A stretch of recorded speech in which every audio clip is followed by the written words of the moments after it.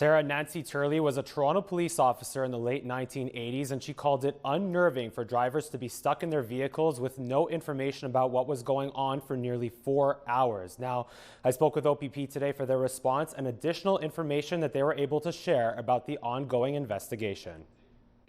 Nancy Turley was one of the many drivers stranded on Highway 11 after OPP closed it in both directions early Canada Day morning. I called my husband and my son checked online and he found out about this home invasion up in Huntsville. Now working for the Salvation Army, Turley was on her way to deliver a presentation in Georgina. Turley previously served as a Toronto police officer in the late 1980s. I've also learned, since then in the work that I do, that communication is key and it helps get people on board if you know what's going on. While she says she understands the need for proper and thorough investigation, she feels that OPP did not communicate enough. Nobody from the OPP gave anybody any information, and we just sat there wondering what was going on, other than the message to shelter in place in our cars with our doors locked, which was a little bit ominous on a hot summer morning. The hold and secure order was issued by OPP as Highway 11 was closed, and after police say they responded to an armed home invasion at around 5 a.m. in Hillside, just east of Huntsville.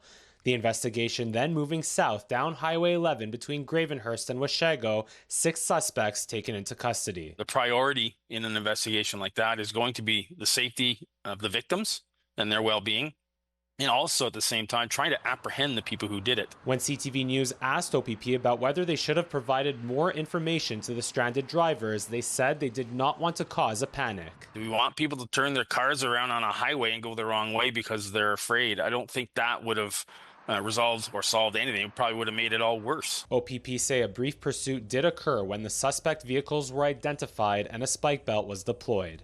The 6 suspects were from the GTA and were charged with a slew of weapons, theft, and assault-related offenses, their ages ranging from 16 to 27.